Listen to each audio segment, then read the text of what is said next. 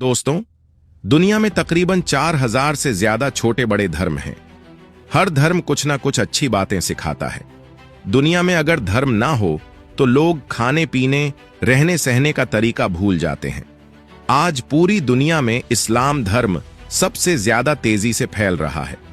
लोग इस्लाम धर्म से मुतासिर हो रहे हैं।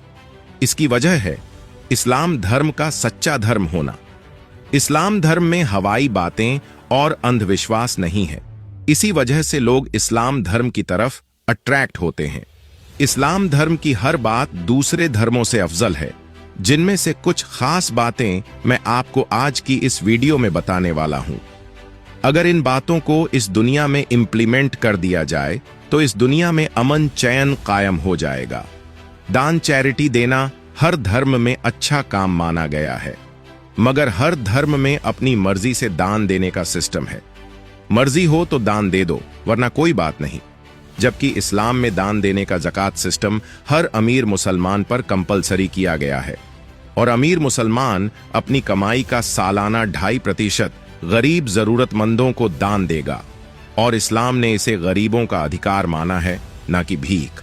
आज मुसलमानों के पास इतना पैसा है कि अगर मुसलमान ईमानदारी से ज़कात निकालें तो पूरी दुनिया की गरीबी भुखमरी खत्म की जा सकती है, देश की इकोनॉमी बेहतर की जा सकती है, समाज में अमीरी गरीबी का फर्क खत्म किया जा सकता है। ज़कात जैसा निजाम पूरी दुनिया में किसी भी धर्म में नहीं है, ना ही किसी देश में आज तक बन पाया है। फैमिली सिस्टम, मजबूत खानदानी निजाम। दोस्तों, इस्लाम ने हमें जो फैमिली सिस्टम दिया है उसकी मिसाल शायद ही आपको कहीं मिलेगी। इस्लाम में मियाँ बीवी का रिश्ता, माँ बाप और औलाद का रिश्ता और भाई बहन के रिश्ते को बहुत इंपॉर्टेंस दी गई है। इस्लाम तो कहता है कि जन्नत तुम्हारी माँ के पैरों के नीचे है और तुम्हारा बाप उस जन्नत का दरवाजा है। अल्लाह कुरान में कई जगह अपने हक के बाद सीधे माँ बाप के हुकूक का हुक्म देता है। इस्लाम सिखाता है कि अगर तुमको जन्नत चाहिए तो अपने माँ बाप की सेवा करो और उनको ऊह तक ना कहो।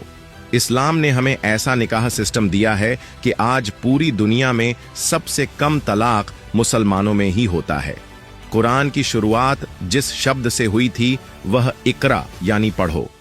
अब आप खुद सोचो कि जिस धर्म की धार्मिक किताब का पहला शब्द ही हमें पढ़ने की तालीम दे रहा हो, उस धर्म में फिर एजुकेशन की कितनी अहमियत होगी। इस्लाम धर्म ने हमेशा एजुकेशन को इंक्रीज किया है। इसी वजह से आज से 1500 साल पहले तक पूरी दुनिया में शिक्षा के क्षेत्र में मुसलमानों का डंका बजता था। चाहे वह साइंस हो, मैथ हो, एस्ट्रोनॉमी हो, हर फील्ड में मुसलमानों ने महारत हासिल कर रखी थी। कुरान में तो भर भर के ऐसे साइंटिफिक फैक्ट मिलेंगे जिनको सुनकर आपको यकीन नहीं होगा कि आखिर 1400 साल पहले इतनी सटीक साइंस कुरान में कैसे लिखी जा सकती है। यकीन मानिए दोस्तों, इस धरती पर सिर्फ इस्लाम ही एक ऐसा धर्म है जो पूरी दुनिया में अमन और शांति कायम कर सकता है। इस्लाम शब्द का मतलब ही होता है शांति। कुरान में अल्लाह ताला फरमाता है कि अगर किसी ने एक बेगुनाह इंसान की जान ली तो मानो उसने पूरी इंसानियत का कत्ल किया, और जिसने किसी एक इंसान की जान बचाई तो मानो उसने पूरी इंसानियत की जान बचाई। मोहम्मद सल्लल्लाहु अलैहि वसल्लम ने फरमाया कि अगर किसी मुसलमान ने किसी बेगुनाह गैर मुस्लिम पर जुल्म किया तो मैं कयामत के दिन उसके खिलाफ गवाही दूंगा। आज पूरी दुनिया में मुसलमानों पर जुल्म हो रहा है, चाहे अमेरिका हो, फ्रांस हो, इजराइल हो, चीन हो या फिर हमारा देश भारत हो। हर कोई मुसलमानों से नफरत कर रहा है। मगर दूसरी तरफ अरब मुल्कों में जहां लाखों गैर मुस्लिम रहते हैं, कमाते खाते हैं, फिर भी वहां उनको मुसलमान कोई तकलीफ नहीं देते। यही तो इस्लाम सिखाता है। इस्लाम सिखाता है कि अगर तुम्हारा पड़ोसी गैर मुस्लिम भी है तब भी तुम उसका ख्याल रखो। इस्लाम ही है जो पूरी दुनिया में भाईचारा कायम कर सकता है। इस्लाम की बुनियादों में एक बुनियाद है सोशल जस्टिस एंड इक्वालिटी, यानी न्याय और बराबरी। अल्लाह ताला कुरान में फरमाता है कि इन सब के लिए मजबूती से जमे रहो, चाहे वह तुम्हारे खिलाफ हो या तुम्हारे माँ बाप के खिलाफ हो, चाहे अमीर हो या गरीब हो, हर हाल में तुम्हें इंसाफ करना है। अब इससे बड़ी और क्या बात होगी कि इस्लाम सबको बराबर मानता है। इस्लाम ने ब्याज को हराम करार दिया है। क्योंकि ब्याज की वजह से अमीर और ज्यादा अमीर और गरीब और ज्यादा गरीब होता चला जाता है, जिसकी वजह से इंसानियत का बंटवारा होता है। मगर इस्लाम ने इस सिस्टम को रोका है। आज पूरी दुनिया में काले गोरे नाम पर, ब्राह्मण दलित के नाम पर ऊंच नीच पाई जाती है, मगर इस्लाम इकलौता धर्म है जहां सब इंसान बराबर माने जाते हैं। बाकी आधा ईमान है। इस बात से आप अंदाजा लगा लीजिए कि इस्लाम में साफ सफाई को कितनी अहमियत दी गई है। दुनिया के बाकी धर्मों में ज्यादा से ज्यादा डेली नहाने की मान्यता होगी, जबकि इस्लाम में एक मुसलमान दिन में 5 बार नमाज पढ़ने से पहले 5 बार हाथ, मुंह, पैर धोता है। वैज्ञानिकों का मानना है कि मुसलमानों के इस तरीके की वजह से दूसरे लोगों की तुलना में मुसलमानों में कम बीमारियां फैलती हैं। मुसलमान पेशाब करने के बाद भी अपनी शर्मगाह को पानी से साफ करते हैं। यह चीज इस्लाम धर्म के अलावा किसी दूसरे धर्म में नहीं पाई जाती है। अगर इस्लाम धर्म की यह बातें पूरी तरह से दुनिया में लागू कर दी जाएं, तो दुनिया की आधी से ज्यादा बीमारियां खत्म हो जाएंगी। दोस्तों, अगर आज पूरी दुनिया में इस्लामी निजाम लागू कर दिया जाए तो दुनिया की हर महिला खुशी से झूम उठेगी। वजह इसकी यह है कि इस्लाम ने महिलाओं को जितने अधिकार दिए हैं उतने किसी भी धर्म ने नहीं दिए। इस्लाम में महिलाओं को प्रॉपर्टी रखने, विरासत में हिस्सा पाने, नौकरी करने, काम काज करने, हर फील्ड में अधिकार दिए गए हैं। और सबसे बड़ी बात तो यह कि इस्लाम ने यह अधिकार 1400 साल पहले ही महिलाओं को दे दिए थे, जब छोटी छोटी बच्चियों को जिंदा दफन कर दिया जाता था, जब महिलाओं को जानवरों की तरह रखा जाता था। आज भी महिलाओं को बस सेक्स ऑब्जेक्ट की तरह रखा जा रहा है। आजादी के नाम पर उनको इस्तेमाल किया जा रहा है। हमारे देश और वेस्टर्न देशों पर गौर करिए। वहां की महिलाओं के आए दिन रेप हो रहे हैं और रेपिस्ट को सजा भी नहीं मिल पाती। अगर आप गौर करें तो पाएंगे कि दुनिया जितनी तरक्की करती जा रही है, उतनी ही बुराइयां फैलती जा रही हैं। चोरी, डकैती, रेप, मर्डर सब आम हो चुके हैं। यानी इंसानों में अब अखलाक खत्म हो गया है। इस्लाम धर्म एकमात्र रास्ता है जो इन बुराइयों को जड़ से खत्म कर सकता है। एक तरफ वेस्टर्न कंट्रीज हैं जहां खुलेआम नंगापन, शराब और बुराइयां हो रही हैं। उनमें कोई मोरालिटी नहीं बची है, कोई रहने की तमीज नहीं है।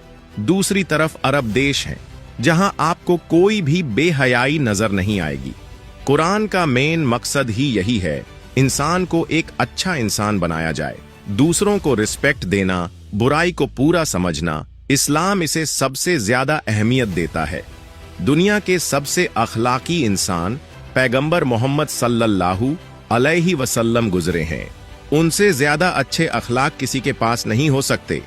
क्या आपने कभी सोचा है हम इंसान इस दुनिया में क्यों हैं? आखिर हमारी जिंदगी का मकसद क्या है? यकीन मानिए, इस्लाम के अलावा कोई दूसरा धर्म इस सवाल का सही से जवाब नहीं दे पाया है। दुनिया की हर चीज का कोई ना कोई मकसद है। पेन का मकसद है लिखना, घड़ी का मकसद है टाइम दिखाना, सूरज का मकसद है रोशनी देना। इसी तरह हम इंसानों का भी कोई ना कोई मकसद तो जरूर है। हम यूं ही तो यहां नहीं आए हैं। इस्लाम इस सवाल का साफ जवाब देता है, अल्लाह ने इंसानों को इसलिए बनाया है ताकि वो अपने बनाने वाले की इबादत करें। अगर हमारी जिंदगी का कोई मकसद ना होता तो आज ये दुनिया तबाह और बर्बाद हो गई होती। इस्लाम ने पर्पस ऑफ लाइफ का कॉन्सेप्ट दिया है ताकि इंसानियत जिंदा रहे, इंसानों को सही और गलत का फर्क महसूस होता रहे।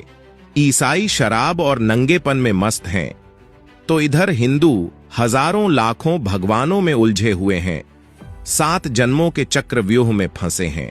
अगर दुनिया इस्लाम के कॉन्सेप्ट पर गौर करे तो दुनिया में शांति कायम हो सकती है। लोग जगह जगह पटकना छोड़ देंगे और अपनी असल मंजिल को पा लेंगे। किसी भी चीज को संभालने के लिए उसका एक लीडर होना जरूरी है। सोचिए, अगर हमारे देश के 100 प्रधानमंत्री होते, 100 राष्ट्रपति होते, तो क्या देश चल पाता? नहीं, सब आपस में लड़कर देश को बर्बाद कर देते। ठीक ऐसे ही इस पूरी कायनात को संभालने वाला भी एक ही है, वो है अल्लाह। इस्लाम सिर्फ एक अल्लाह पर ईमान रखने की तालीम देता है, जबकि बाकी हर धर्म में एक से ज्यादा खुदाओं का कॉन्सेप्ट है। यही वजह है कि इस्लाम के अलावा हर धर्म में कंफ्यूजन पाई जाती है। किसको पूजें, किसको छोड़ें। इस्लाम एक ऐसा कॉन्सेप्ट है जिसकी वजह से पूरी दुनिया एक हो सकती है। सबका एक खुदा होगा तो सब लोग मिलजुल कर रहेंगे और दुनिया में अमनो अमन कायम होगा, और ये काम सिर्फ इस्लाम धर्म ही कर सकता है। मुझे उम्मीद है कि इस वीडियो से आपकी नॉलेज बढ़ी होगी। वीडियो पसंद आई हो तो इसे लाइक और शेयर कीजिए।